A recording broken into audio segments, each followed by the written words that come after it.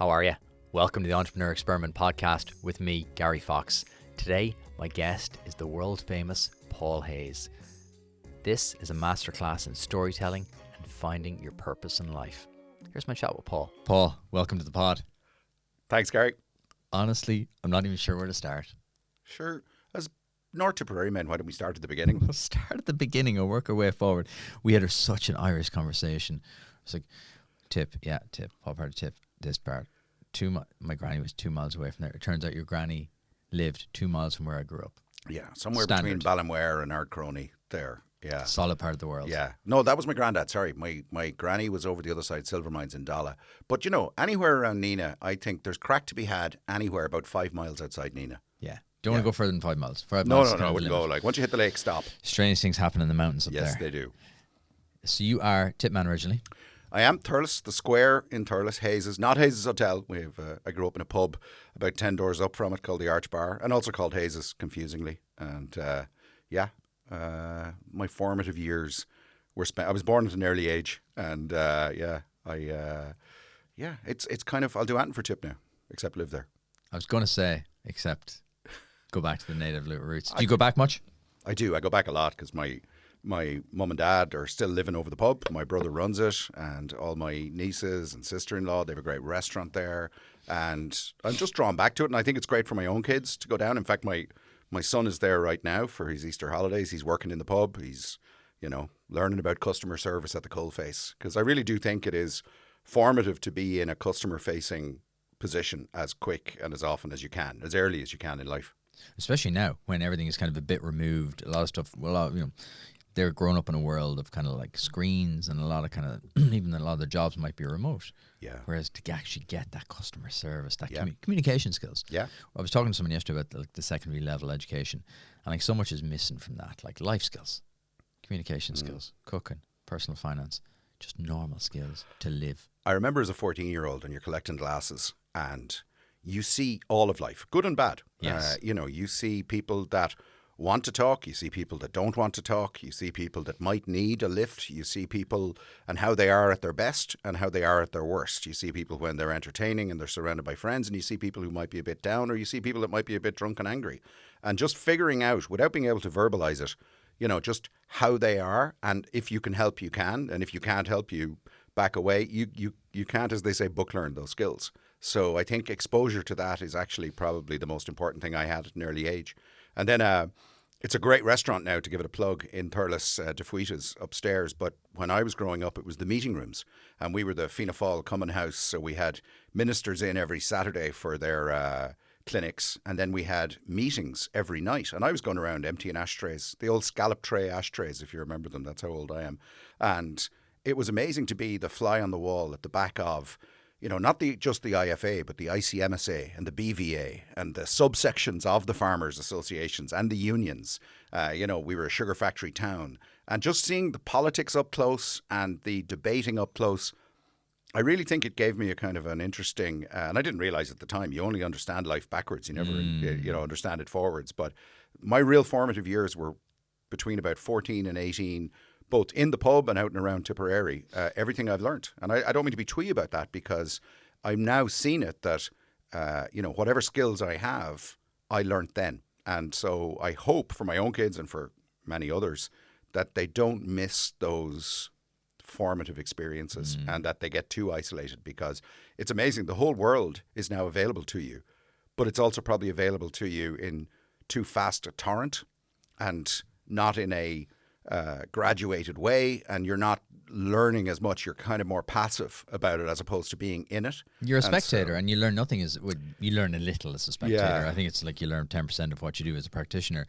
And there's something interesting there. You said, like, is it a paradox of choice now? Because they can do anything, but when you can do anything, you just kind of get frozen in that choice thing whereby, I don't want to make the wrong mistake, and they do nothing. It's paralyzing. And I mean, as a 50-year-old man, 50 something, I find social media difficult, and I'm trying to cleanse myself off various platforms.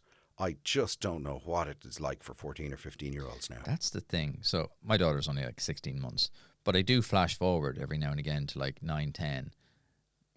What will it be like for her?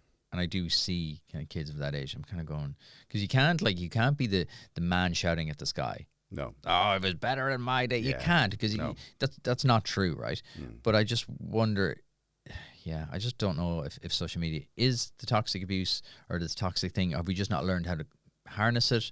Will people who grew up with it natively have a more healthy relationship with it? I don't know.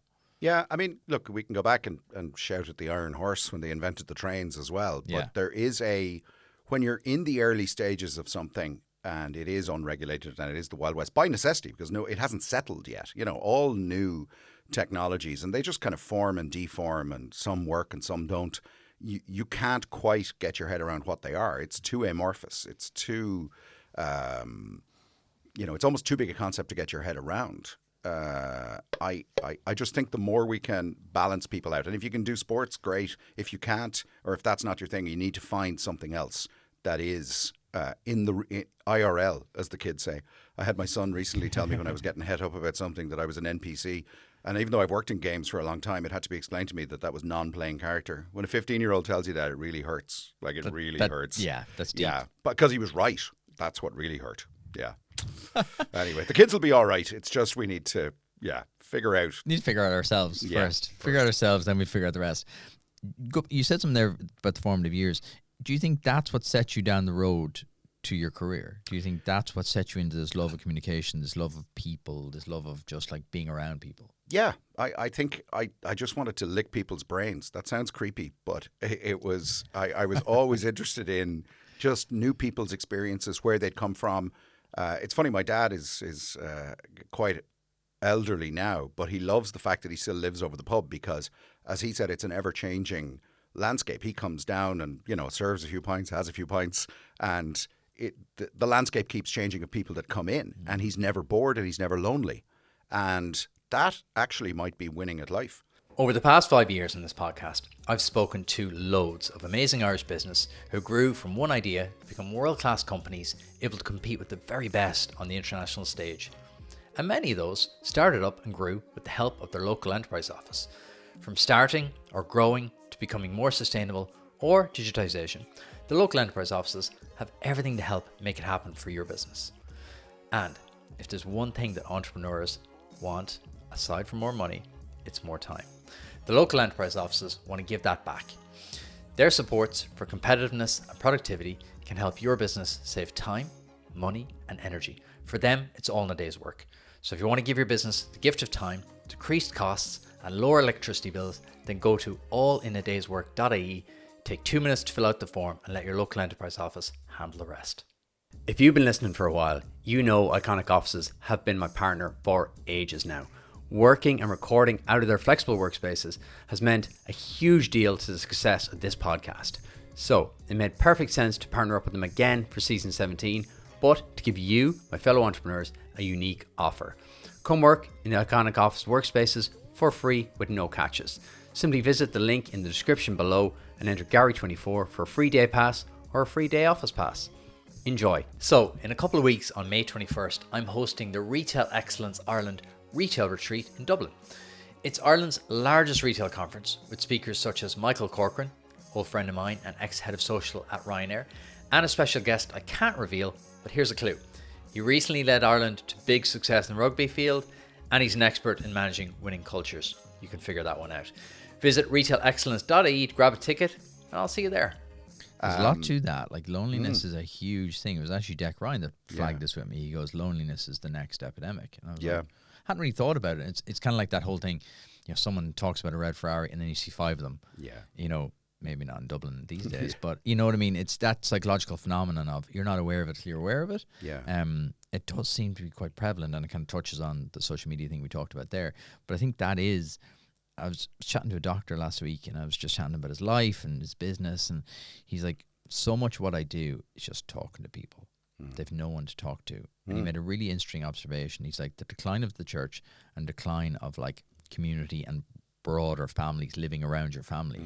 He's like, people just have no one to talk to. Yeah, He's that's like, it. Like that Blue Zone thing on Netflix or whatever. In the end, when you narrow it down from diet to Mediterranean to whatever, a bit of sunshine would do us all. It would be nice. A little bit more good. But I do think it's that sense of either family or friends or mission. You know, the grandmother won't die until the grandkids are taken care of. They've just decided not to. And that sense of purpose. And that purpose doesn't have to be some big highfalutin mission. It just needs to be, I've got either friends or family that need me. I've got something to do, and it's constantly changing and it's constantly interesting, and I've got a role, whatever that is. I mean, I often think my dad in a different time would have been a psychiatrist. He is a psychiatrist, a priest, but even now with the decline of pubs, it's not there for as many people because they're not drinking, as they used to. Maybe it's more restaurant and where it gets to. But in the end, people just want to have that connectivity, that connection. So I think what keeps him and my mum and, a lot of that generation going is if they're lucky enough to be still in the thick of things and have a constantly, changing audience, both for them and for the people they're talking to, they actually provide a great social service. And I think, going back to your question a few years ago, I think I knew I was going to get into some kind of communications because even on a busy day, a Munster final or a Féile, and Thurles has been blessed with many busy days, I'd be out the front talking to people and just making sure they were good and they were happy. But my father would be looking at me going, the pub is full now. You could just come in and pull some pints. But it just wasn't in me for some reason. And he said, you're a great PR guy on a quiet day. We just don't need you to be that, on the busy days. So I don't think I was cut out for the pub. Luckily, my brother has a much better predilection for that, and he's running a great stall down there, as they say. So what, people that don't know you run BeachHut PR, among many things. That's why I was like, I don't even know where to start. I met you 3 weeks ago maybe, at a conference, and you're like, so yeah, I might be going to Austin and, the Oscars next week, so I might need to, I can't meet you next week. I was like, did you just say the Oscars in Austin? As if you were kind of going, I'm just popping down to Thurles there on the Friday. Yeah. Bono told me never to name drop. No, I've never met him. I think, it's, you get involved in lots of different interesting things. The thing about PR generally, I mean, apart from the doing of the PR, is you're never 100% responsible for anyone's success or failure, but you can weave yourself in and out of the tapestry of about 15% of lots of different things. So if you can make your peace with that, it's an amazing place to be because you get exposed to and you get to help and you get to learn from some of the most interesting people at that interesting period in their life when they need to accelerate or grow or, where they need to get to. And you just get involved in all sorts of crazy stuff. Now, again, you don't have the ownership entirely, but you get to be entrepreneurially adjacent is the phrase I use quite a bit. And it's a great place to be if you can figure out that that's where you need to be. So, how did you figure that out? I'm still figuring it out. You only understand life, I think, in retrospect. But it's the unverbalized. It's things you couldn't even verbalize if you had. It's just that feeling, I can help here. I am interested in helping other people communicate better. I could internalize what someone was trying to say and then externalize it for them to other people to help them because I work with some of the smartest people I've ever met. But unfortunately, sometimes they have to sell it to be investors or customers or employees that aren't as smart as them. And I don't mean that in a patronizing way. It's that you just have to be able to communicate at different levels to different people. And some of those people are way ahead of you in life, you know. I mean, I have a joke with my son. I shouldn't before he does his junior cert or whatever, that don't worry, C's with a bit of crack can always hire A's, although it doesn't work out like that the whole time. I'm a demotivational parent. But I do think, communication needs to be to a lot of stakeholders. So it needs to be to the board, but it also needs to be to the employees, and it also needs to be to the wider public who don't care as much. Perhaps, to you, if you're a technologist or you're an entrepreneur, what you're doing is 7 days a week and it's the only thing that matters to you. To everyone else, it's kind of I don't know if I have room in my head for this. Exactly. I say this all the time to people. I do some teaching, I help some people out, just kind of clarifying their message. And I'm like, no one cares. And I mean this in the very best way. I said, no one really cares. I said, you care. Yeah. This is everything, be all and end all. To them, while they're listening to you, they're thinking about, okay, I wonder am I picking my daughter up later? Yeah. What's for dinner? Yeah. Oh, Jesus, I have 10 emails. Like, there's a million things in their head. Back in the conference day, when you used to have brochures, printed brochures. Bear with me, kids. This wasn't too long ago. That moment where you put someone's brochure in your bag after they've talked to you, that was the moment, and the smile that would come across your face, and you'd go, "Oh, they really like us," and they go, "No, that's the smile of them never having to think about you again because they've taken your brochure and they're putting you in the bag." The social transaction The is social complete. transaction. That was actually, I think where it really started for me was realizing that people hate conferences. They just love meeting people and having a bit of crack at them and feeling like they were in the after party. So we started doing. I remember when I was in computer games in Havoc and Demonware and a few other kind of middleware computer game technologies. We would kind of do the meta party, which was our fancy way of saying we'll be the party that gets you to the other parties, and we won't tie you down. So we would hire silly vehicles in San Francisco and LA and San Diego, all the West Coast stuff, and we would bring you to the really cool parties because all we wanted was 45 minutes alone with you, with a pint in your hand and a bit of chat, and you weren't even noticing it, and no pressure. No pressure. It's like when you walk into a place and you're like, it's a big in breath, and you're like, right, who am I going to talk to? Where am I going? There's so many decisions when you go to one of those things. Do I know anyone here? What am I going to talk about? Oh, should I address this? Whereas I love that strategy, the middle bit. Well, it came from failure because I remember I'd worked in a few different PR agencies and they were great. And I realize now what I learned there, I've actually been deploying. I've never had an original idea in my head, but I've always had a kind of a 15% better iteration, which I think is more or less life. There are no new ideas, right? Exactly. It's just, can you iterate a little bit better just at a tipping point when things might be changing anyway? We built a huge stand at the Game Developer Conference in San Jose. I think it cost $500,000 punts, or maybe $250,000 punts. Oof. And that's how long ago it was. And unfortunately, we put it between the Sony and the Microsoft stand where they were launching Xbox and PlayStation 2. That was a long time ago. A lot of footfall, not a lot of interest. Yeah, we did not look good. We looked like a favela, compared to it. And nobody came to the stand. And it was the worst mistake I'd ever made. And they should have fired me, but they didn't, God bless them. And the next one was, okay, let's spend $2,000 and hire an RV and park in the car park because we can't even afford tickets to the show, and drink some beers and have some laptops. And it was off the charts successful because people just wanted to be at an angle, askew to the main thing, and have a chat, sit down, not be trapped, but have an interesting discussion that they could get away from the madness of.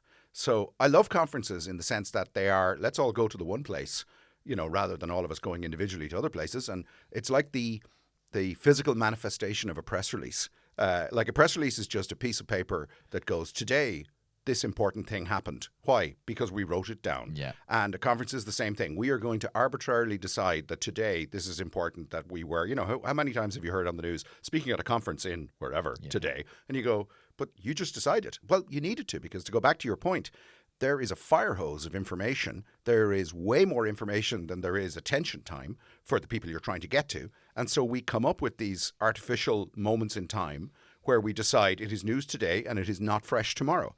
And so I always see the conferences and the press releases as the end of the process, not the start and the end of the process. You want to be able to figure out who do we need to speak to, and then from first principles, reverse engineer what is the best way in order to speak to those people, and in what way do they want to take our message. So I think one of the big PR mistakes people make is they go, here's the brochure, internalize it, please. And here's our, I'm going to tell you about our feature benefit list and where you get to. Whereas people want to, on two levels, they want a cognitive gap so that they can, 2 and 2 and let me make it 5. They don't want to just regurgitate what it is you're telling them about how cool you are. It goes back to the pub that I grew up in. You don't want to be the guy that comes in and goes, I'm great, and let me tell you why, because you're like moving your pint off to the side and away from him. This is the way the world is going. This thing is happening and this thing is happening. So I think, what's your opinion on where it might go to? And then you've got something where you're in a discussion. And I know this doesn't sound very insightful, but it's amazing the amount of companies that make the mistake of, well, PR is just me telling them how great we are. And I'm going, it's never that. It's how great can they be? You plus, them plus your product equals where might they go? Apple does this brilliantly. Everyone else that's established does this brilliantly. But nobody's going to share your story unless they can add their own twist to it. Like how you actually go viral or how you actually, get your message disseminated in the right way is when people go, let me tell you what these guys are really up to, because this is what's really smart. Beyond this, no one's going to just regurgitate what it is that you're going to try and put in their brain. They need to be able to give it their own twist. So I like that you're only starting a discussion. And a win is that you're in the discussion.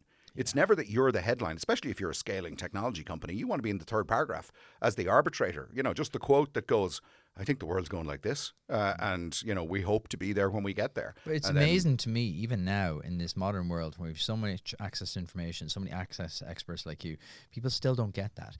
It's broadcasting, not conversation. Yeah. It's broadcasting, look. Yeah.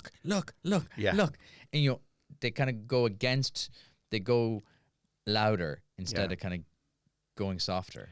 It's harder to go softer. What's the old phrase? I would have written you a shorter letter, but I didn't have the time. Yeah. You know, it's about thought up front rather than energy spinning mindlessly on a wheel at the end. I heard a great analogy of this whole process, and it was a guy driving a Maserati down the street. He's driving along, and he's like, I am epic. And he's looking out, and he sees two people looking at him. He just like raises the eyebrows, and they look at him, and in their head they're thinking, how fucking cool would I look driving that Maserati? And that's it. Yeah. It's not. You're not looking at that guy going, what a legend. You're looking going, imagine how cool I'd be driving that Maserati. And that is what it comes down. That's what I think marketing and products and press and everything comes down to is the person. What are you going to do for them? Yep. What does, How's this going to make my life better? Well, how do you improve the future version of themselves? Yeah. That's why diets are so popular. That's why gyms. That's why, you know, Apple, the future version of yourself. Yeah. Imagine when we go on holidays. Imagine how I'm going to look. Imagine how I'm going to feel. That anticipation. Yeah. That's it, actually. You should do this. I really should. I'm just thinking, or we team up. There you go. Now, no, it'd be too powerful. We've got a break. It'd be too powerful. I like the way you kind of like, you broke down some of the mistakes there. Talk to me then, for people listening, for founders listening, how should they be thinking about this? Because we've kind of broken it down. We've kind of given the secrets away already. But break it down a little bit more for me. Like what do your best clients do? Because I've spoken to a lot of your clients. Yeah. Spoiler alert. And some of them are just excellent at, and like some of it's natural, right? Yep. You've the Bobby Healy's of the world. Yeah. They're just incredible people, charismatic, brilliant. But then, you know, what are the key things that you kind of sit them down and go, right, look, here we are. And you've kind of said, you know, become in the conversation, don't just become like broadcasting. What are the other key things you sit them down and go, right, here we go? Yeah, everyone's an individual, and some people are great natural communicators and you want to get out of their way. Sometimes you have to stem the flow for quality and become a traffic cop for them. But for those that find it hard to get into the conversation, it's about drawing out that which is interesting. Everybody's got a piece of data, hopefully an anecdote rather than a piece of data, both together. Exactly. What's that old phrase? The plural of anecdote isn't data, but as human beings we think it is. Or is that the other way around? But anyway, I think if we, you want them to get into the conversation, it's table stakes that they know their own business. That's just, you know what that is. You're going to be your own best advocate for that. What you have to become is the expert on your category, because people want to know, not only are you the best technology or the best breakthrough product at the right time, they want to know where is the whole industry heading, because they're really buying 3.0 off you when they're buying 1.0. Okay. You're going to hold their hand into 2 years' time and 5 years' time. And if you can't outline a credible, here are the parameters under which things are changing, and this is why this is going to be huge, you're really not going to convince them. The more you talk about your technology, paradoxically, the more people go, this shit doesn't work. They're too defensive about their own technology. Yeah. Whereas if you're talking about where the ball's going to hop in 3 or 5 years' time, credibly, now nobody knows exactly where it's going to hop, but you've got to be able to make an informed outline of where that is and who the winners and losers are going to be, what the criteria are. I'm going a bit all over the place, but they no, I get exactly. It's a story arc. It's a story arc. Become the narrative. You're spelling that's out. It.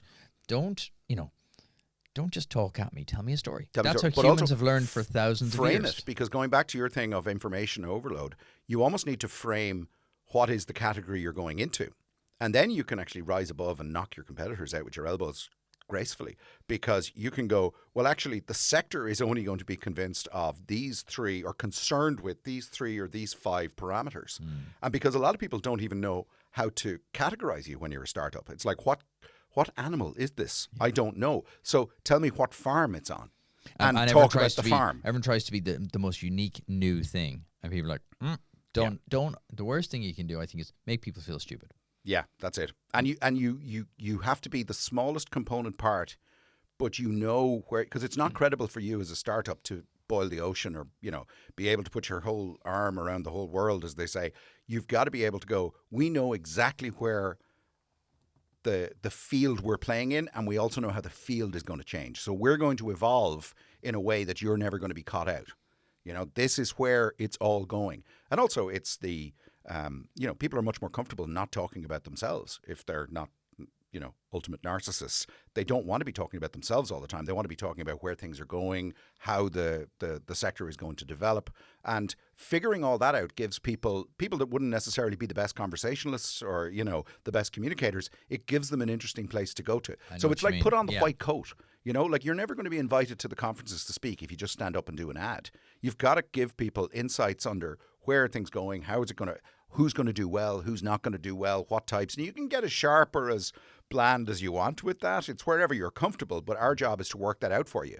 And remember that conferences, trade press, PR generally, it's all part of the same ecosystem. You spiral upwards if you become more interesting to a broader set, but then you're broadcasting in order to narrowcast maybe at 100 people or, 500 devs that you need for your first customers and where you're at. But the credibility of PR over and above advertising is that it's gone through the white heat of exposure. So, 1 million people have read it. These guys must be okay. Someone would have called them if it was bullshit. They would have called them on it. And so that constantly happening is where credibility keeps coming from. And also we say this, and we would say this as PR consultants, you're your own best PR person, and you may not need us until a certain stage. If you are a great communicator and you get this instinctually, which some people do, you're better off doing it yourself. Sometimes when it comes to a certain scale, you move beyond your initial geographic region or your initial very small sector. You might need a consultancy like us to help you with traffic copying. Okay, we're going to do San Francisco next, we're going to do this media market next, or we're going to do this particular sector next, or where you get to. And then some clients come to you going, we actually just need help with how we communicate. Okay. And so figuring that out, I have an amazing team who are all much younger than me, and they understand. They can get their fingers down into sectors that I don't even understand anymore. I mean, I started in computer gaming 25, 30 years ago. Is that old? God, I am.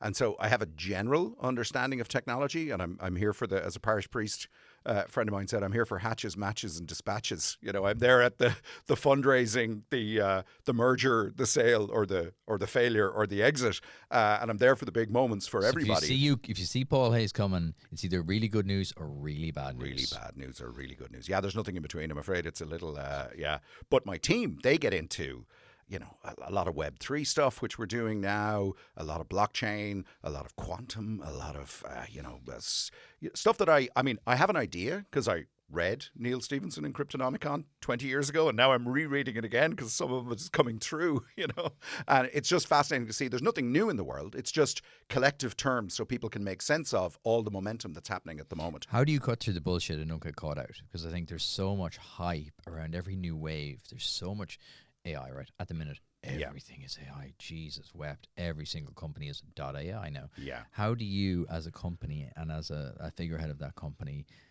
navigate through that mess and not start picking up clients kind of going, oh yeah, these would be good, and then you kind of go, well, there's nothing to them?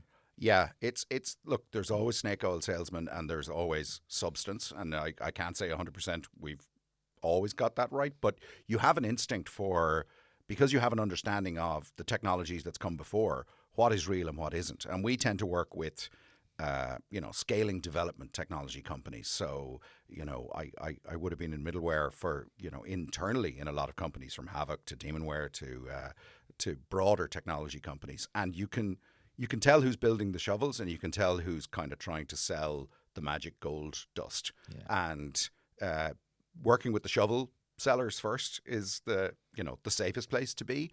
And then you can figure out from, the people that are actually striking gold with the shovels, they tend to be reference people to you. Right. So there's nothing new in this world. I mean, AR, VR there was AI 25 years ago. You know, cloud is just a collective term that's stuck around because, you know, we were there. These are very helpful nomenclatures for great categories of things. I mean, there's AI and there's AI, right? I mean, when we grew up, AI was a much different thing. It involved cows and horses. Very different in Nina. And in our home county, it's a lot more lucrative. Although there are a couple of AI startups down there now.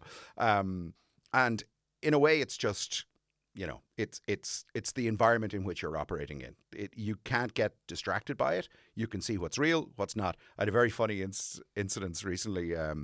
We're down in Dogpatch at the moment, and I had a couple of kids in for transition year, and OpenAI were opening their office in Dogpatch that night. So I said, all right, I'm going to give you, one of you is going to write a press release and one of you is going to use ChatGPT.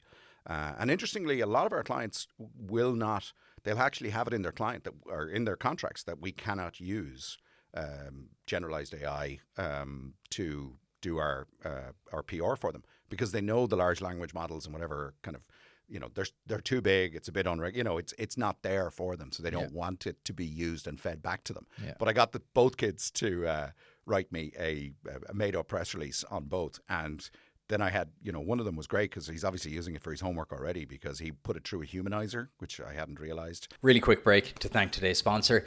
If you've been inspired by listening to The Amazing Business Person and either want to start your own business or supercharge an existing one, then the local enterprise office has something for you. Whether you want to improve your online presence, become more sustainable, get into new markets, or just get the idea off the ground, they have the support for you. For more information, check out your local enterprise office on localenterprise.ie and see how they can help your business today. Now, back to the episode. Oh, like a filter to make it more real. Yeah, and he was, you know, he was writing it and he was 15, and he just had this, oh yeah, well, I'll refresh about 4 or 5 times so that it's different. Then I'll put it through a humanizer. Then I might actually use a different AI. You know, I'll use Mistral or I'll use Claude or do it. And I'm like, oh, okay. And then in the end, I was saying to both of them, well, you know, OpenAI is opening tonight. Like the CTO is over and a few more. Would you like to come to the opening? I couldn't be arsed. Really? Yeah. But I admired them for it. They were 15. They had other things on their mind. And off they went. But I loved that they were, you know, showing me and actually the differences between the human-led one and the AI one were really interesting. Anyway, I'm going off on a path. But it was fascinating to me, you know, just to see how it's that UX UI thing. You know, how 15-year-olds are actually using it is probably how it will be used. That's and the interface, like how are they kind of connecting with it? Like what, like I think a lot of the growth will come from being a good interfacer. Yeah. It's like you with people. It's like the geniuses who can do the work of like 50 people just by being able to communicate with the machine. Yeah. I think that's a huge that area of interest. Like you said there, the 15-year-old just natively kind of going, okay. And it's never the first version. It's always like, okay. Like VR's been coming for how long? 20 years? Yeah. And, you know, it's still not there. No. And it'll be the platform. It'll be interesting to see what happens with Apple. It'll be interesting that I know from gaming, it took 40 years from Atari Pong to get to 500 million gamers. And then it took 2 years to get to 1 billion gamers. And it was the iPad and maybe the iPhone to an extent, because Nebraskan housewives started Casual playing gaming. Farmville and Words with Friends. Now, hardcore gamers would say that's not gaming. I go, by any definition, it's gaming. It's broader, so the platform that actually, or the technology hardware platform that becomes the thing is the thing that sets it off. I don't know that we're there yet. It's probably battery size and convenience. And I think so. I think the day I can like just pop on the goggles, not connected to anything, and play like Call of Duty Warzone. Yeah. As though I'm just sitting down to watch TV. I think that's when it'll be there for me anyway. Or if I'm like going to watch TV or whatever, just or the kids in school have something so small on their retina that their teacher doesn't know they're on it. You know, well, that's probably the tipping remember, point. was it Google Glass? Like how many years ago? Maybe 10 years ago now with the little thing. I had one. Yeah. But again, you're a glass hole. Right? Yeah. I mean, you deserve to be punched if you were walking around with a always on eye. You know? It's an interesting thing though. Technology, I always think, comes like super quick, and then the adoption is like a 10-year curve. Yeah. It's just because technology changes, humans don't. Exactly. Human psychology don't. We talked about social media there like it was a brand new thing, and people are listening going, come on, it's like 15, 20 years old. Yeah, but how long are humans knocking about? Yeah. Like our tiny brains are still like thinking about inventing fire. Yeah. And yet we've got this mad tool in our hands that you have every piece of information in the world in. but yet we'll still just watch videos of people falling over. Yeah, I've been tech adjacent for a long time, and my heart, well, it doesn't break, but you know, every time I see a technologist who's done amazing work in whatever field they're in, let's call it the Muskification, right?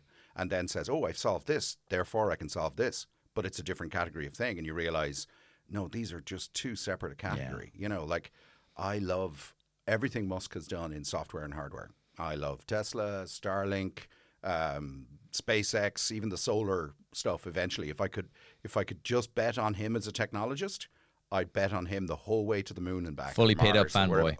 Fully paid. Well, except on social media, I wouldn't give him the remote to the telly because he's a technologist maximalist. He thinks maximum efficiency is the point of life, and it's not. It's all getting along with each other, and it's about, you know, it's about compromise so that large groups of people can feel bought into things. Like the thing that would worry me the most is the Tesla truck.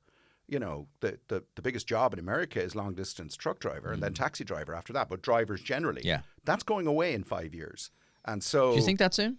Oh, God, yeah. Well, it's already there. Waymo is like, you know, I've been in a couple of driverless cars and, you know, when you get over it pretty fast. And even the full self-driving, which is, you know, it's bullshit now, but when enough people are using it, it won't be. It's true, yeah. You know, it's nonsense until it isn't. It isn't. Yeah. And we've got clients... Barry and Provisio, it's amazing to see what they can do, which is even more advanced, you know, on radar. And, you know, there is we're going to look back on giving 17-year-olds cars to drive the same way we look back on doctors endorsing brands of cigarettes. We were out of our crazy minds to give a ton killer to any kid when we're basically in an accident prevention technology era. So I think like, full self-driving, we want agency as humans. We shouldn't be calling it self-driving. This is where Musk's shortcomings are. But accident prevention technology, when that gets good enough, it is full self.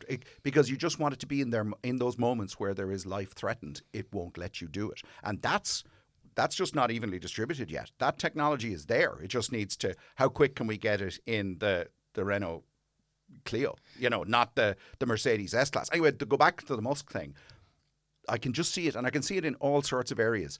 They think it's about, you know, it's like put Michael O'Leary in charge of the country. Yeah, but who's going to take him out after a month? Because you don't want to live under, I don't mean Michael O'Leary, I mean any, you know, great business person, because that's not what society's about. That's about compromise and holding the centre together so that the extremists at either end, left or right or up or down, don't tear us apart. Especially now. Now it feels...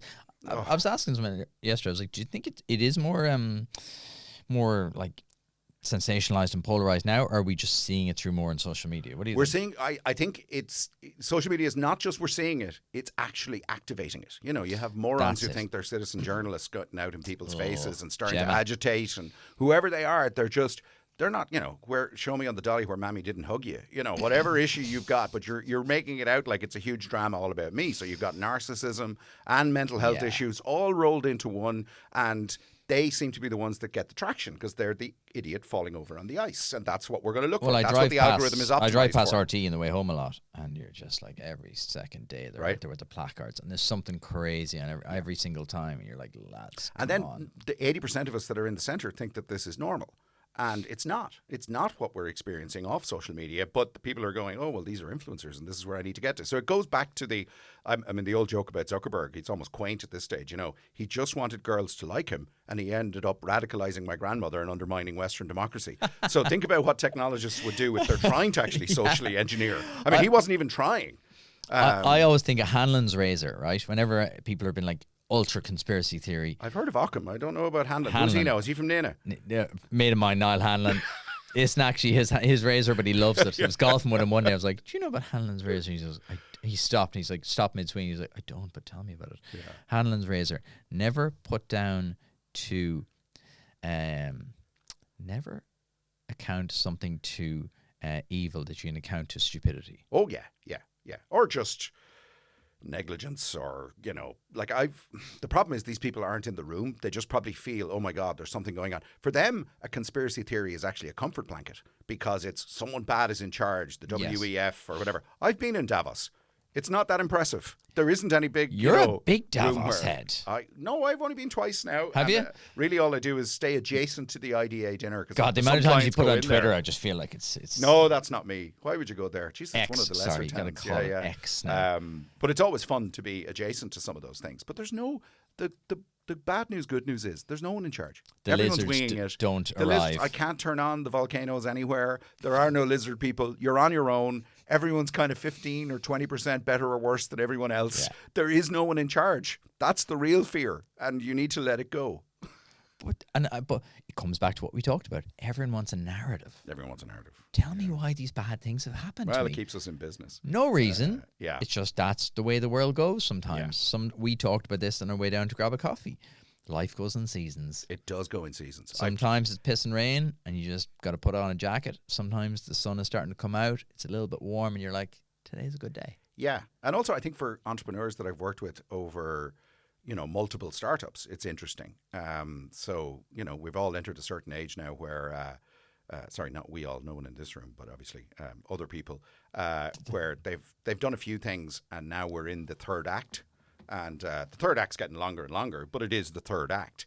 And what is your identity? What is your purpose? The people who, are too tied up in their identity can sometimes hit a wall and go, when they're not relevant to that own identity that they've constructed themselves, they can have problems, because you realize it's not about boat drinks. I thought as a young fella, it's like, I'll make my money, I'll sacrifice everything now, and I'll have a big boat and I'll have drinks on it. But if you don't have your crack as you're going along, you'll have no mates. The boat won't be as big as the next fella's. You'll have changed. You won't make it as far as the boat. Yeah. I had a doctor tell me recently, just don't get injured at your age. And I thought that was the best advice I ever got. He said, look, you're not going to, Just don't get injured at your age. How motivating. I know. Well, I'm available for demotivational speeches, but actually it was the best advice you'd ever get because you can stay active. Just don't think you can now mountain bike like you used to, or do the big long cycle races, or do the, your indoor soccer even is going to not be a good return on your investment. So my life is now paddle, plunge, and Pilates. I like to do. That's my trend. I mean, I'm nothing if not trendy. I in the States it's pickleball. In Europe it's more padel. I do love a good bandwagon. Yes. I'm on the High Rocks bandwagon at the minute. What's that now? High Rocks is it's like new CrossFit. Except it's a little bit easier, a little bit cooler. It's very much for the gram. Very cool, I'm just glad I missed golf, actually, because I was a golfing orphan. My parents were gone playing golf 9 days a week, so I kind of hated golf. I think I remember vandalizing a golf course once when I was a teenager. Sorry about that. But acting out. Cycling was the big Mammy thing. doesn't love me because she plays 18 holes on a Tuesday. That's right. Yeah. Mammy doesn't love me. Okay. Show me on the, No, yeah. I love a good bandwagon. Paddle is. I'm going to Spain again this summer, and paddle is my intention. Well, this also summer. the sauna and plunge thing, and like for ages, clients were going, "Come on, we're going for a sauna, we're going for a plunge." It was deck, it was a load of people. Now it's 5 days a week. I love it. Really? Now, and I live in Rathmines, like all good Tipperary people should live, unlike you, who's coastal. Well, you never got past that. Usually when people graduate UCD or Trinity, they're like, right, time to go to the burbs. Whereas you stayed in the student lifestyle. That's it. We started in bedsit. We moved to 2-story over basements. We're going to end up in bedsits. It's the circle and cycle of life.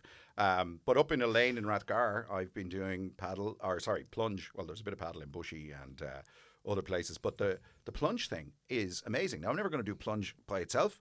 But if the sauna is hot enough and the plunge is cold enough, I can do both together, and it just clears your head every morning. It's amazing. And it's unreal. We sound like peak tech dickheads now, so just to caveat that, we are self-aware to know that this does sound really self-indulgent. I'm only tech adjacent.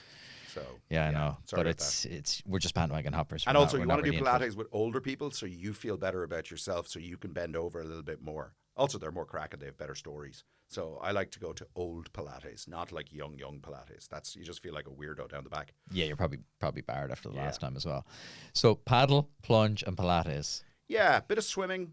Swimming and bookshops, I think, are actually my two Shangri-Las. If I can get to a bookshop, and of course the buying of books is an entirely separate pastime to the reading of books. I'm glad we share that as well. Yeah. Well, you're kind of storing it away that you're going to have this time on the back of your boat at some stage to be able to read the books. You're building up credits for a quieter lifestyle later that you may never get to. So maybe I'm not taking my own advice, but I would know bookshops in a lot of cities. And then if I can either get to a a really good swimming spot anywhere in the world, or at least a hotel with a good swimming pool. That's half your day started well. The place down in Athlone, you'd love it. The press-up place. What's it called? Oh, Glasson. With the haven't outside been. pool. Yeah. Oh, that's very much you now. And again, the mother plays golf there. I'd be having mixed feelings about it. But yes, cool. Yeah. Very fancy. Anyway. An outdoor pool in Ireland. I know. We've reached There's it. one in We've Cavan. met it. I think the only one I found here in Dublin, it was in David Lloyd up there in Riverview, but I can't afford that anymore. But The place in Clontarf is open now, isn't it? They've a baths out intermittently, there. Is I it? think. Yeah. And then we have the bats in Dunleary, of course, which don't have bats. I think that's so funny. Yeah. But we do a good bit of Funny, coastal sad. swimming. Funny, sad. But funny. Yeah, like yeah. we're the only Yeah. probably country in the world that has like, it's surrounded by the sea. We have baths, and it's just this concrete wasteland. We do the big things really well, and we do the small things really terribly badly. I think. And what do I mean by that? I was on. I did the Ryanair Shuffle for the Easter holidays with the kids, where we got cheap 20 quid tickets into, because I'd left it too late to book anything. So we flew into Basel and out of Trieste. And we went Good on a load PR of man though. trains. Kids, we're doing the Ryanair Shuffle. Ooh, that sounds Yeah. better to going. Look, just Can't afford to go to the Canaries. we're going to Belgium. Yeah, everyone else is going. So we did a load of trains over the Alps, the slow trains. I've always wanted to do it. That's my dream. Yeah, it was lovely. That is And my dream. Swiss trains, even Italian trains, little espresso pots at your table, play areas on the Swiss trains, no price. I mean, we can barely get a Kit Kat on Irish Rail. What the hell? So are the we catering was closed for what, a year? doing? Ah, sir, look, it upsets me. But anyway, trains. I'm pro trains and urban mobility generally. We should really get this podcast back on track. Who's in charge here? There is no track. Oh, Excuse okay. the train pun. There is no track. This is just the exploration of Paul. That's the danger. Right. Talk to me about something you said there, because we're going to go from the very light to the very serious. Yeah. You made a really interesting point, and it's been on my mind for the last kind of 6 to 9 months. I've talked to hundreds of founders now, and I always ask the question of someone who's had a liquidity event. I didn't even really know what that meant until last year. Yeah. They sold their company. They're Yeah. really rich. And I always ask them the same question. What did it feel like the day after? Yeah. Oh, well, it didn't feel, I always get the same answer. Didn't feel like anything because we had to do our earn out. We'd stay with them for 2 years till we got all our money. Cool. Okay. Fast forward 2 years. What did it feel like? And by and large, the answer is nothing. Yeah. And it breaks my little heart. Yeah. Breaks my little heart because you're like going, here. This isn't meant to be a motivational podcast. This isn't meant to be like uplifting people to chase their dreams. But it's really sent me down this kind of like path, kind of similar to what you're on now, about like just exploring more about the journey right now, the seasons thing of like, you can't just keep delaying gratification. Kind of go, I'll be happy. When I get there, I'll be happy. When we do this, we'll be happy. And it's just about the day-to-day enjoyment of, how can I enjoy myself right now? Yeah. How can I just do the little things? Because I've spoken to so many founders, nothing. It felt like nothing. What do you think that's come from? Or why do you think that is? Because I'm sure you know a lot of the same people. Like, what is that from? I think there's externalities and internalities. I think we're fully formed creatures by the time we're 15 or 16. We just don't know where we're going to deploy our talents.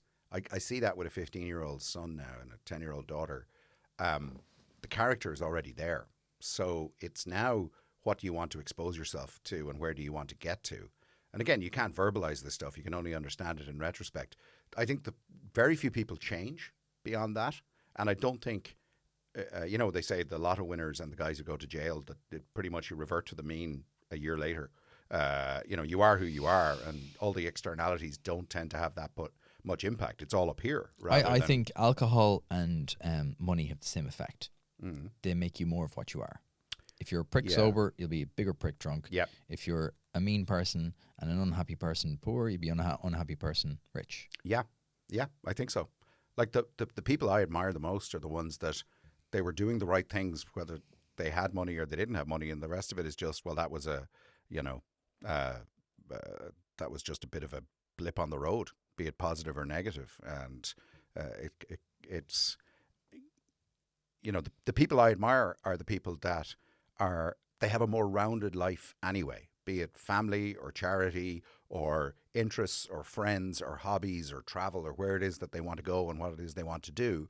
And they're able to then concentrate on, what it is they're trying to get through, but not to the cost of everything else. Yeah. And they're not, the money's not going to change anything for them. It comes back to your original point about purpose and mission, about your parents and kind of living a long, happy life. I think about that a lot. And that's why I've kind of morphed the pod more into kind of like exploring the business brain and the body, because I think it trickles downwards from the brain to the body to the business. Yeah. I think without the first two. And that's where I'm trying to like get more people on who have a more rounded outlook. I used to think it was all about the successful founders and the exits and the funding and all that kind of crack. And now I'm chasing a more kind of rounded, I suppose, role models. You kind of like, for myself and for others, to kind of go, maybe this is more where we want to be going. Yeah. Well, I hang out with a lot of people that have a lot of money, and I hang out with a lot of people that don't have that much money. And it's amazing how the lifestyle isn't that much different. Yes, you have the jets or the yachts or the whatever, but actually it just brings its own complication, or, you know, the staff and where you want to get to and how many. You can only live in, you know, one bed and one pair of shoes at a time. Never skimp on either. When you're not in one, you're in the other. And then it's, who do you want to be alongside? And that generally tends to speak to your character, or, you know, what your nature is. Like I like to mix it up with people. The people I walk with, you know, or occasionally have drinks with, you know, they're all in different sectors. They don't tend to be, there are a couple of entrepreneurs that I really enjoy just on a personal level, and, you know, we only meet at conferences maybe or when we're working, but we'll always make sure that we have a personal catch up, you know, and I like going visiting them and visiting them at home and with their families and that kind of stuff, and they just become friends. It's not everyone, but, you know, a lot do. And I think, you know, the people I walk with, a lot of them are at the top of their game. There's a politician, there's a chef, you know, there's a movie director, and it sounds all great, but like, far away hills are greener, because 80% of it is well manured, you know, like, it's not, everyone's got the shit to drive through in their life, and nothing is Shangri-La. But it's always interesting to see where those crossovers are. What are the differences and what are the same? This is why I love pulling out. Yeah, you learn at the crossover points. You know, it's Cinderella meets Jaws. Nothing that's in parallel is usually that interesting.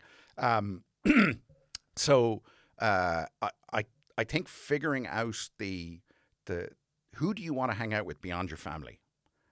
You know, who do you go to? COVID was interesting for that, because you were constrained geographically, or you were constrained by your bubble. So what was your bubble in COVID, and who did you actually go to over and above the family? I think it was the family usually first, and then it was, okay, these people were in in the early days were kind of scary for everyone.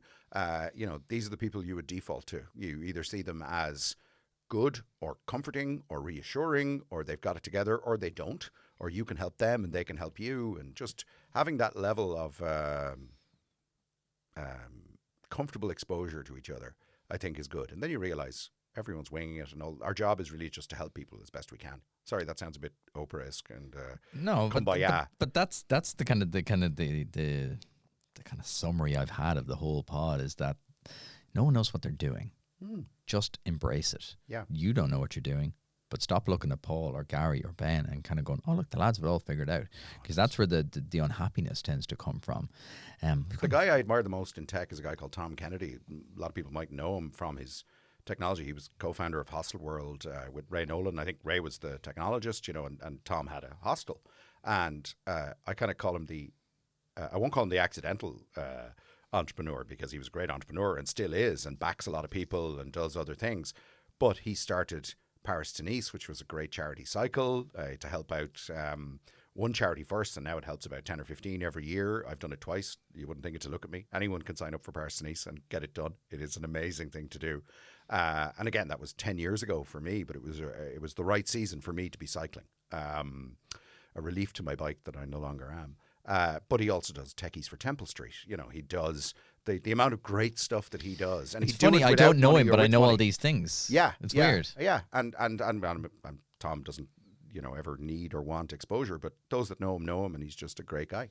And what are the commonalities? Talk to me about that, because I think if I was listening to this podcast now, but like, lads, go back to the commonalities, because that's the question I get asked a lot, is like, you know, what are the traits and characteristics? And I always say the same thing. Look, everyone's different. There's no playbook.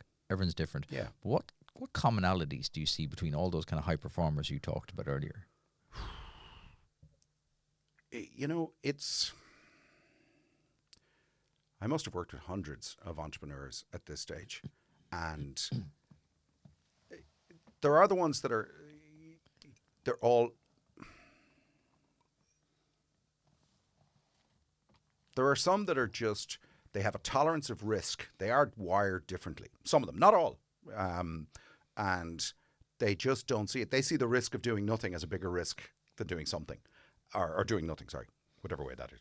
Makes sense. That's the greatest risk in life, is to do nothing. Yeah, right. But and it would, they're just wired that way, and that's what they need to do, and they have a tolerance of it, and they just want to get out there and they want to make this impact because it's there. Then I think there's a kind of a subset of people, I would say like myself, that are entrepreneurially adjacent. They might have businesses, but they're doing it within guide rails. They're lawyers or they're accountants, or there is a set way of doing it, and they might iterate 15% differently or a little more efficiently, or where you get to. And then you've got 80% of people that just want a job, and they could be well happier, and that's, where they should be. So it's a bit reductive to it. But when you get out to the people that are inventing a category of thing that doesn't exist, they do tend to be wired differently. It would hurt them not to fix it. And they want to fix it. And it's amazing if they can marry an actual business with that burning drive inside them. It's get out of their way, help them if you can. It's great to see it. Sometimes they can go off the rails a little bit, where they go, and now I'm going to fix everything. And they realize, they think it's all about, I'm going to maximize efficiency here, and health outcomes are going to be 22% better in my country afterwards. And to the man with the hammer, everything is a nail, right? Yeah, right. And then the problem is that the people are storming the Bastille because they've lost their jobs, and they're going, well, why aren't you happy? It goes back to the Musk thing of, creative disruption's amazing, and we should have more and more of it, but you have to have cognizance of second order effects. Now, philosophers and logisticians, they don't even know what second and third order effects are. So it's unfair to put it on the technologists. We all don't know, like we were promised flying cars and whatever. Now we have just all knowledge in our pockets. Knowledge has accelerated much faster. And when quantum kicks in and whatever else is out there that's about to kick in, it's going to be amazing, but there are societal consequences that we can't fix in a way, and we need politicians and we need sociologists to help us figure that out, to make sure there's meaning for everyone else there, or there's a sense of worth, or there's a universal income. I mean, that's really where we could be heading for. It would seem that way. Well, it's too big a thing for my brain, but half the world is voting this year. I'd prefer if AI wasn't coming into its own right now. In India, in Malaysia, in America, here, maybe. Again, and I think we've got an advanced democracy, and proportional representation is fantastic, and I think we're blessed by some of the politicians we have. We just, the edges of the boat are being rocked constantly by asymmetric disinformation. Yeah, I think you summed it up lovely earlier. There's probably about 10 to 15% of radicals, and they seem to be like so noisy that the 85% are kind of in the middle, kind of like their eyes are going left and right, going, what the hell's going on? And even some of those radicals are progressive in the sense of that they help us to get to places, be it in business or socially or where we need to get to. The problem is that if you go too far in one way, you've seen it in countries. You can see it in media in the States. You can see it in Hungary. You can see it in, and left and right and up and down. But it's it was funny. Some of the technologists I really admired, Des, trainer in Intercom, was down at Kilconomics with Bobby and a few others. And they were saying, well, you can try and regulate and put pop-ups in, but that's not going to do it. If it's illegal, make it illegal. Don't just try and regulate after close the gate after the bull is already run out. Big Handbag is the largest company in Europe, is LVMH, right? So how do we regulate that? And I prefer that to be regulated before we have to buy any more $5,000 handbags. But anyway, that's kind of off the point. The real point is it's almost impossible to regulate things that haven't settled yet, because it moves so fast. So, the big thing of Chinese versus, we had some stuff with Huawei and with BYD and with TikTok and with whatever. I mean, I know that people go, oh, Chinese are going to have influence on us and whatever. It's a chaos system out there. They have no more influence over it than the American government runs Twitter or WhatsApp. That's how I always wonder, right? Because I read stuff, and I read all these big things about they're spying on everything, and every word you say and every WhatsApp you send and every tweet you do, they know all that, and they're parsing it all, and they're using it and they're building information on all of us. It was like, purely from a logistics and manpower point of view, how would that be possible? And what would they give a shit about me sending a funny meme to you? Yeah, but I don't think you can take it at the individual level. I think you take it as the collective society. Disinformation can definitely, tip the balance. There are Russian and Chinese, and I don't even mean to be nationalistic about it. There are just chaos monkeys, anarchists out there that like to destabilize countries, and so you can put stuff out there in the ether. It can sometimes boomerang back on them. It's not that the Politburo or the Chinese People's Army is looking at where you're driving in your car and what funny memes you're looking at. The real danger is nobody cares. But they can destabilize stuff through. You can see a lot of the right-wing nationalist stuff. And here, we're not that big a country, but you can even see it here, and it's almost certainly coming from Well, you saw the riots that happened there, farms. 4 months ago? No, November? Yeah. Crazy. Mad stuff. Stoked up through that. Oh, yeah. Well, you know yourself from being in the media game, like fear and misery sell. Yeah. They drive clicks, they drive attention, even if it's an isolated incident, it gets people to click. And Micheál Martin said the most important thing here, and he's a politician I admire. We need a strong RTE. We need a strong Virgin Media. We need a strong media that can actually at least give us the facts so that we can make decisions. It's a dangerous time to have destabilized, decentralized. There are smarter people than me. We worked a lot with Anya Kerr and Mark Little on their various media play. Credible people. Companies. And, there's nothing journalists like more than talking about the future of journalistic platforms. But it's really interesting in terms of how information from a peer-to-peer, platforms are being dispersed. And they obviously went to Spotify because they could see that there was a burning need to try and fix some of those platforms. And that's not a burning platform, but there are others. Anyway, yeah. It's fascinating, though. I think it is good to have these big kind of open conversations because it's sometimes really hard to understand what's going on. Yeah. Sometimes the more I read, the less I know. Yeah. And it is very confusing. And that's why I agree with you there. I do think we need, because, you used to kind of look at the Irish Times or the New York Times and go, that's 100% correct. And now you're like, oh, well, maybe it is, maybe it isn't.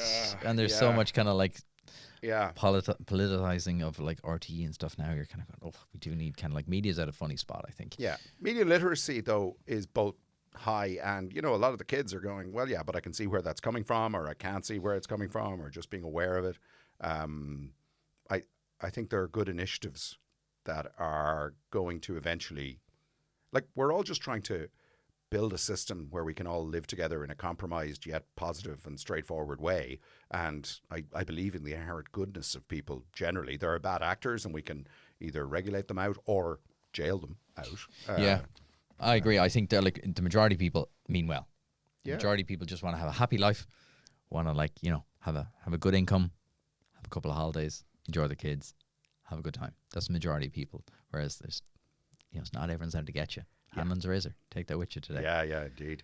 Going back to the entrepreneurialism, I started a few things like Flounders for Failed Founders, and then the Ryan Academy, Jack Ryan's thing, they saw it and thought, well, this is great fun, but you need to start, proper kind of postmortems on where businesses went wrong. Because the problem in the area we work in, which is generally venture-backed, high-growth technology companies, most of them are going to fail. It's an experiment, and it's hard for the individuals when they do fail. So even though there's a lot of kind of patronizing stuff talked about failure, I really felt I wanted people to be able to move on. So we did startup wakes through the Ryan Academy first and moved it around the world as well, where we would bury dead startups. Now, it kind of got out of hand with coffins and me dressed as a priest and all sorts of interesting people, but it was basically a way to have people talk about what went wrong generally and be able to move on because, let's it's put the it in a most drawer. requested topic I get. Yeah.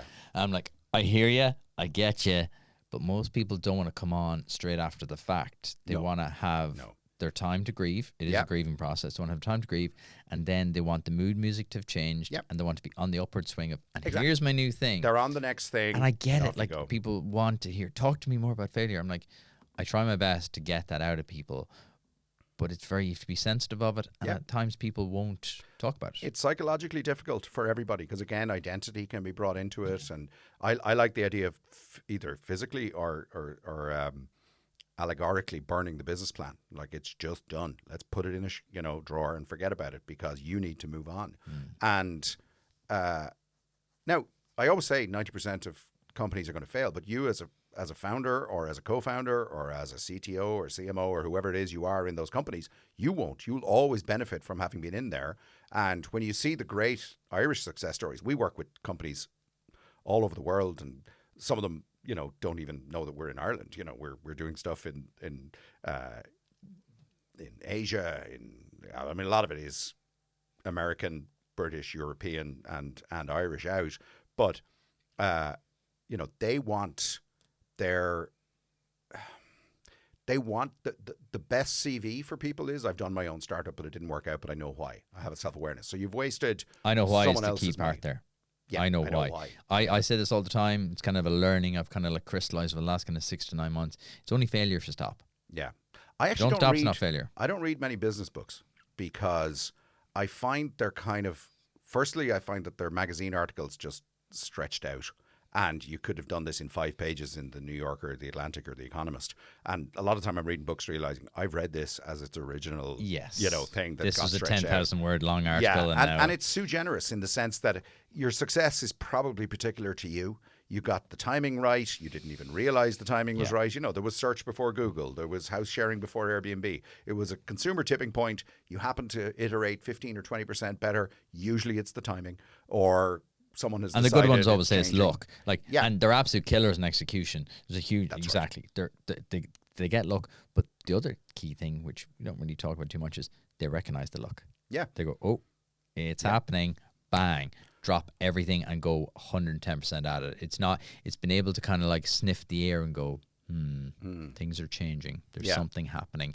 And that comes, I think, with when I talk to serial founders, the difference between talking to a first-time founder and a serial founder is immense. Yeah. Looking up last season, we had so many second and third-time founders on. It's just a whole different conversation. Yeah. And I think it comes as well from, you know, we see the outliers, you know, the Zuckerbergs or the Brian Chesky's or the whatever, but mostly they're older and they aren't the ones, you know, the startup founders are flailing around looking for product market fit, to use that old cliche.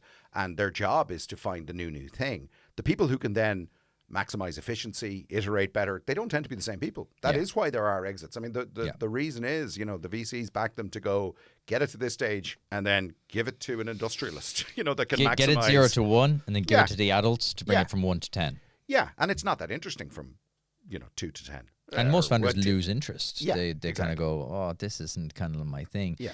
Great friend of the pod, good friend of yours, Connor Murphy. He was probably summed it up better than anyone. He's like, yeah, so here's why Data Hub failed. Here's what I learned.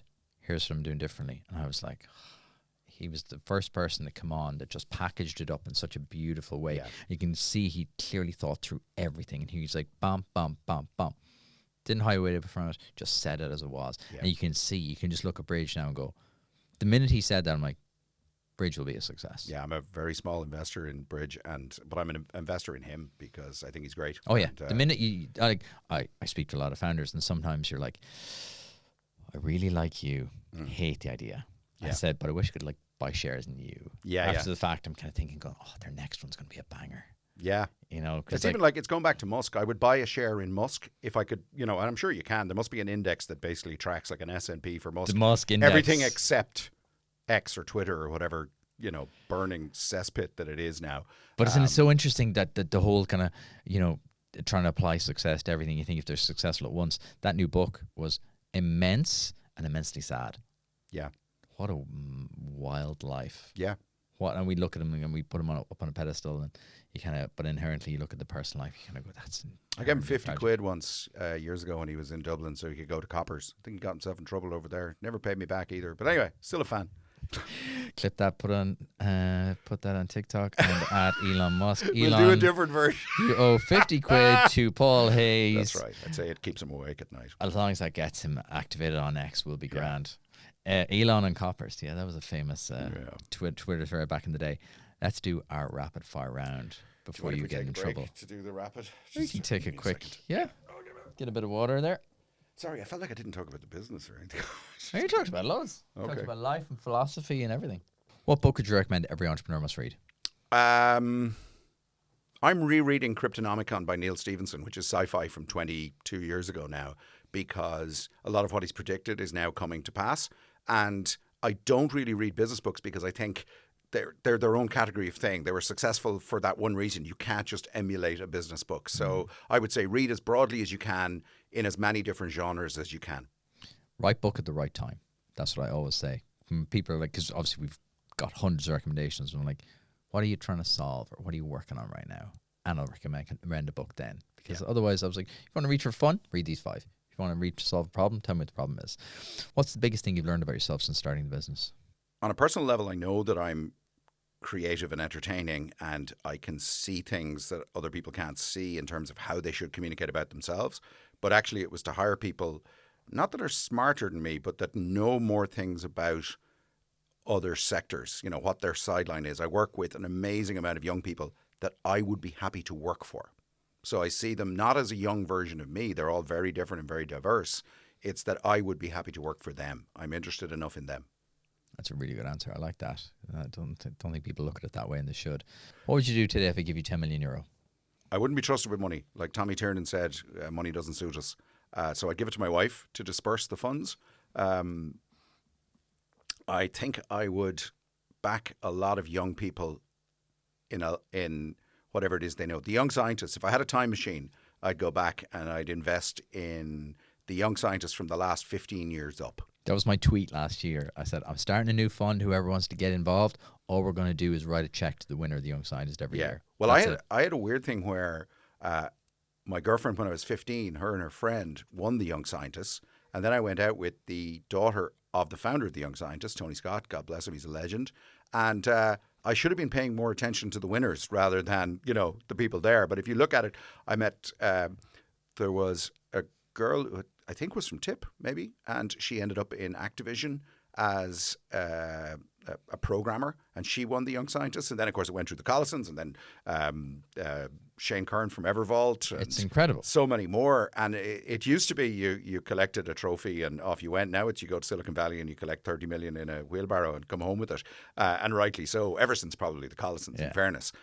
Tipperary men, as we both know, because Drummondere Limerick has not yet been annexed. Yeah, they went Limerick to school in cannot Limerick, claim in them. fairness, but No, they can't have them. It's a tip. They're 100% a tip. Yeah. What's something in your daily routine you wish you started sooner?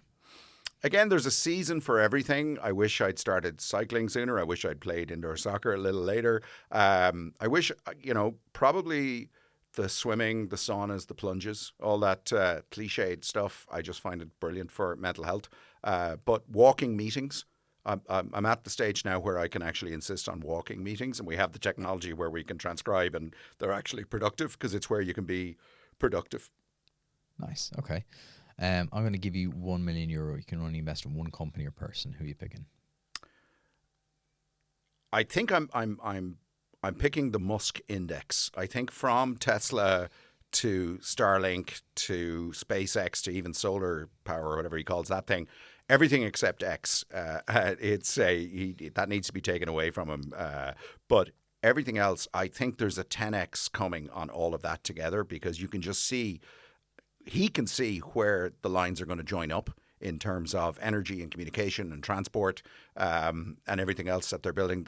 That's just going to change beyond any other company I've ever seen. Mm-hmm. So if there's an Uber brand for him, with the caveat that I wouldn't give him the remote to the telly when it comes to social media, that is a different kettle of fish. That's more like societal, and he shouldn't be anywhere near it. Yeah, I think he even knows that was a mistake himself. If you only invest in one company or person, who would that be? I would give it to my wife. She was 25 years in RTE, and she has an idea to help kids in transition year to, I call it sneaky vegetables. Train them as presenters so that they actually get more confidence early on in dealing with people and presenting. Not everyone's going to be a presenter, radio or TV, but giving them that. I deal with a lot of American students through a scholarship program, and they're just brilliant at that in a way that Irish kids aren't. So I would do that. Or my real fantasy would be to set up pub camp, where kids are sent not just to the Gaeltacht, which is brilliant, but to pubs around the country to work in pubs as 14, 15 and 16-year-olds and revitalise rural towns, and it's good for them. Pub camp. Definitely. Yeah, that would be an interesting one to float now in the modern world. What do you believe that other people will strongly disagree with or find strange? I don't think Elon Musk is going to get us to Mars, but I think everything else he's doing is actually going to really help the planet. From Starlink to SpaceX to Tesla to Solar Wall. I think he's actually the ones that are. I think we're going to iterate and innovate our way out of the problems, the ultimate problem that the planet is looking at in terms of climate change. And so I would back the Musk index. I just wouldn't back him on social media. That's the difference. That's societal, and that has second order effects that nobody can control. The greatest philosophers, the greatest politicians, the greatest sociologists don't know what the second and third order effects are. I go back to that old joke about Zuckerberg. He just wanted girls to like him, and now he's radicalized my grandmother and undermined Western democracy, but he wasn't trying to do anything bad. When you try to get in and pull on those levers, you realize how complex life is beyond technology, beyond business, and it's not somewhere he should be playing. Knowing when to stop is key. What is the one thing you spend money on in your life that makes you happy? Books and travel. I'm very familiar with a lot of bookshops from Rathmines to San Francisco, and so if I can spend money on books and pass them down, and I will not throw out my books, and I'm building a bigger wall for my books, not quite a library, but no one knows why I won't get rid of them, but they're like my kids. And then travel, and it's not high-end travel, although I'm willing to be adjacent on anyone's private jet or yacht that wants me. It's more where are the interesting places to swim, to meet people, to experience new types of food, and just the space to be able to think. So even the Ryanair Shuffle thing, I've been thinking about that since you mentioned it, like flying into one place, then in the train all across Europe to another. I love that idea. I like, and look, I think we'll eventually innovate our way to electric airlines, and if Deck Ryan gets his way, we will. Well, yeah, Deck's exactly. on it, so I think it'll be okay. Yeah. All they are is big drones. Don't tell Bobby that, but they are. And I think happiness for me is a 20 quid flight into an obscure place and out of another obscure place. As everyone is arriving for their cookie cutter weekend, you're already leaving it, and you've been on a train and you've had a good book and you're surrounded by friends or family, and it's the unknown of where are we going to eat, stay, play, but you're going to end up with interesting stories. I mean, we went from Basel via Bern over the Alps on slow trains and ended up in Trieste, where it turns out there's a bigger James Joyce industry than there is here. Seemingly, he never paid for an apartment in Trieste, even though he lived in about 22 of them. But the grandchildren are now making out like bandits. So if James Joyce stiffed you on a rental payment 100 years ago, you are now a rich person in Trieste. Stamp that plaque on and away you go. There's about 15 different places where he stayed. I think he was working as a translator for Berlitz and he just never got paid, and so he couldn't pay it up. And it's great to see the industries that can come from places like that. And I think a lot of entrepreneurs, it's when they travel and go, if I could do this in a different environment, with a different spend, with a different thing. Again, that's why travel is so important. The internet's great. great. You can learn a lot, but being there and physically seeing it kind of just activates something different in your brain. There are no new ideas. There's only a 15% better combination or iteration. So go for it. And you're going to find that in other places. When your brain is in relax mode, that's when it's going to find those things. Not when it's in, I've got 22 things to see and I can't observe. Now when you're trying to get through your inbox. What's your final piece of advice for every founder or aspiring founder listening? Don't wait for boat drinks. Don't wait for the end goal. If you're not enjoying the journey as you go along, you'll have changed, or the end goal will have changed, or you'll have put the things in your life that are so important out of it by then. The people I really admire are the ones that are, have great time for their families, have great time for their friends, and realize that it's not about some big, hairy financial goal at the end or the most toys accumulated. It's, are they living a great life now, whether they have the means or not? And so don't defer anything for some. There's a great way of putting it as well, that nothing's worth giving up now that's worth 2 extra years in a home somewhere. So I mean, it's a bit trite, but it is that. And the other thing is, people remember. I think I stole this from Maya Angelou or somewhere. I like stealing things from people. The more noble they are, people remember how you make them feel. They remember very little of what you've actually said. It's the feeling of how you were when you were with them, and never underestimate that. Beautiful. What a way to end. Nice. Paul, where can people learn more about you and BeachHut? BeachHutPR.com. It's my team that do everything. And if you need therapy, you can follow me on Twitter. But I would go to the team first So Go to the professionals, and if it's something else you need, go to Paul. yeah, and you'll see us at every event globally that you want to be at, and in whatever sector you're going to be at. But you can find us down in the back at Dogpatch Labs right now. Lovely, Paul. That was an absolute pleasure. Thank you so much. Thanks, Gary. Thanks for watching. Hope you enjoyed that one. If you did, do me 2 quick favors. Hit like on the video and leave a quick comment. It really helps the channel to grow, especially when it's a small channel like this. If you enjoyed that kind of content, click here to subscribe so you never miss an episode, and click here to watch a brand new video right now. I'll see you back here next time.